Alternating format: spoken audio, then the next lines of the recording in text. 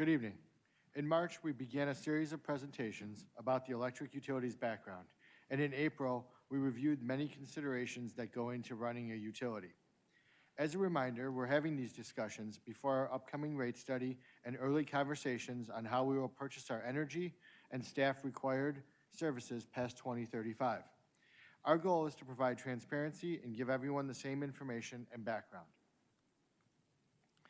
Tonight's focus is on how the conversation around energy has changed over the last 2 decades. We looked at this time period because it was almost 20 years ago when leaders at the time were discussing the city's next power contract. Since then, there has been a worldwide shift in consumer mindset and sustainability trends brought on by emerging technology.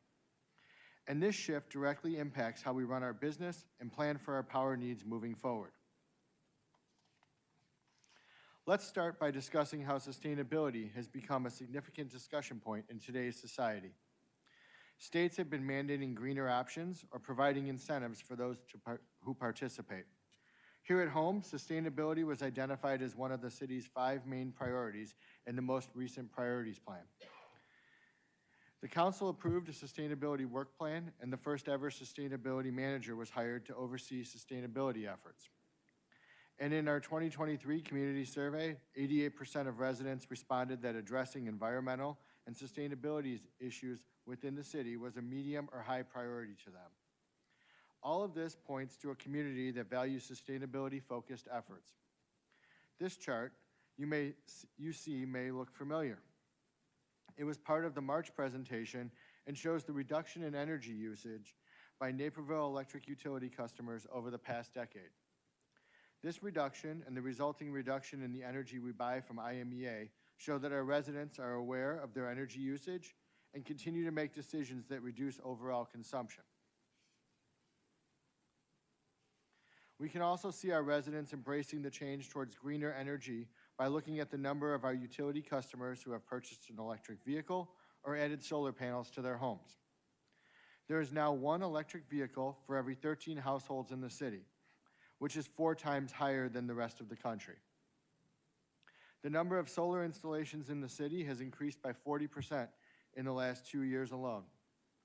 This is a significant difference from our neighboring towns. In fact, Naperville is the #1 city in Illinois for solar installations. This changing consumer behavior impacts our business, including our power needs and how we structure our rates. This is helpful to remember as we discuss our rate study later this year. We talked a lot about the concept of balance during last month's presentation.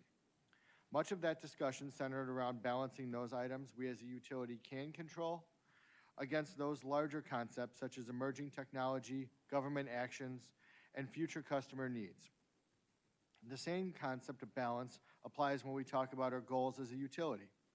As a utility, we must balance changing customer behaviors and adopting sustainable technology with our primary business goal of delivering reliable and fiscally responsible power to the city. The leaders of the mid-2000s were focused on continued reliability and stable energy prices. The city was still in a growth phase, with land still to be developed. 20 years later, large tracts of land are no longer available. We're looking more at redevelopment and retrofitting structures to handle today's technology appropriately. So now we must look at our energy needs while considering these rapid technology changes. The landscape is evolving in clean energy as a way to power homes and businesses on a large scale. However, these resources are still considered intermittent and cannot currently power our entire city reliably. Let's talk about that last thought some more on this slide. There are some promising options in the realm of clean energy. However, certain emerging technologies are not far enough along in their development to warrant investment by our utility at this moment in time. As a reminder, sound fiscal management is part of our city's mission statement. That mission statement guides the utility's actions as an important consideration for us. An example is battery-based energy storage. We've heard concerns that we should be leading the way on some of this new technology. In short, battery storage is being explored to effectively store excess power produced from renewable resources so that it can be used later, decreasing reliance on more traditional power sources. For example, when more solar power is produced when the sun is shining, battery energy storage could store that energy for later use, like during nighttime hours. The utility has looked into incorporating this emerging technology, contacting 2 independent battery producers for more information. After doing the research, we found that taking on these assets at this time does not align with fiscal responsibility, as long-term maintenance costs are unknown. There are other considerations to keep in mind as well. Recent news reports have highlighted the fact that allowing clean energy sources to attach to the larger electric grid is a multi-layered process. Certain permissions from certain groups are required, and those are slow-moving at this point. Additionally, significant global and economic events also provide challenges. Throughout the pandemic, we've noted that lead times and equipment availability were challenging. Such events have had a more significant impact on implementing large-scale clean technology. Other articles have noted long lead times and delays in building large solar arrays, and that we need to shift our mindset to thinking about clean energy in terms of decades or generations versus years. However, I want to make one point very clear. Just because there are challenges in getting larger scale clean energy efforts to the point where they could reliably power an entire community doesn't mean we should sit back and do nothing. Once again, we look at the concept of balance. What strides are we taking and are being taken by others to move towards cleaner energy sources? What can we do as a utility to move toward and encourage more sustainability?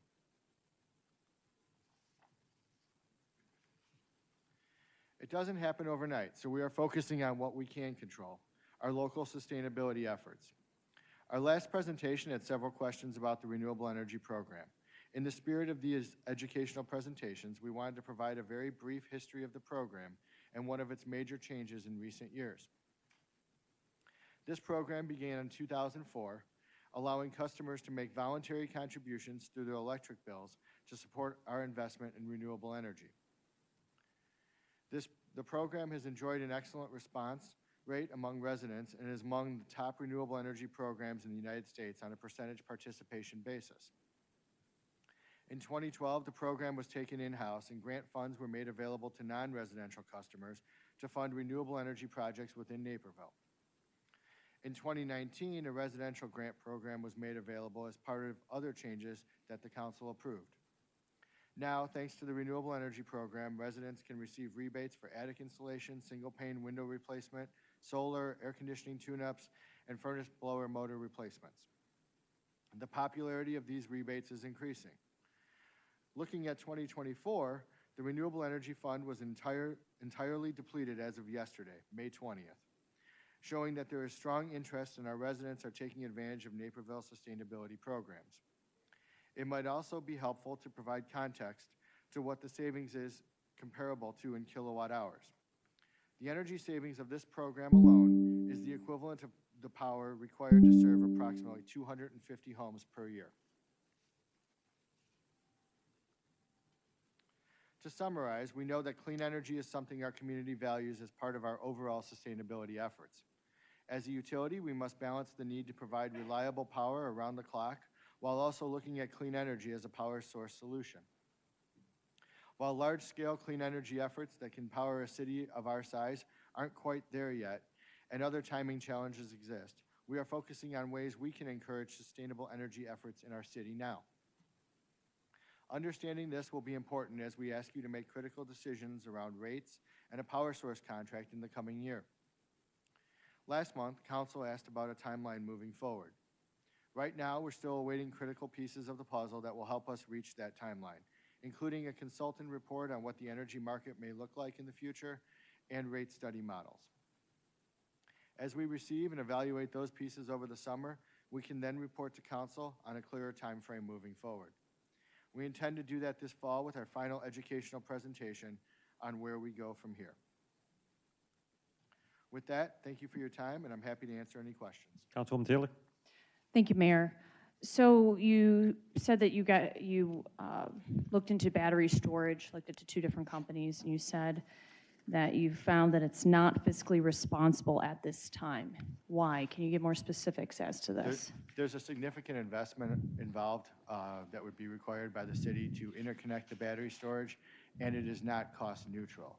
So therefore, there would be a financial investment by the electric utility into battery storage that could not be recouped in the markets. Is this something that over time, if, let's say, for example, we were not looking at renewing the contract or what our future contract would be in the next year, but we waited, another 5 years, that perhaps it would be more, fiscally responsible? We continue to evaluate vendors at all times. They come to us with proposals, and we have a couple of locations picked out within the city directly adjacent to substations that we've always provided to those vendors. So I would say that, we're continually looking at battery storage. Okay, thank you. Councilman Kelly. Thank you, Mayor. I was wondering if you could follow up just a little bit on the consultant that you mentioned and where things stand with the RFP process. I think we had 2 different RFPs, and if you could give a little bit of detail about where those stand right now and what the next steps might be. Certainly. So we have 2 RFPs that have been released. We've received vendor responses back, and we're working with those vendors to negotiate final contracts. I'm hopeful that we can get those on the first agenda in June. Just a quick follow-up, if I may. I think my understanding was that one of those RFPs may have been, I don't know if it was canceled or suspended at some point in time. Can you give a little detail on what happened there? And it sounds like we're on track if you're going to come to us with those in June, but if you could provide a bit more detail. So we did not receive qualified bidders for the first time that we released this, so we split it into 2 different RFPs. And then on one of those, we did not get successful respondents either, but we are negotiating with another firm.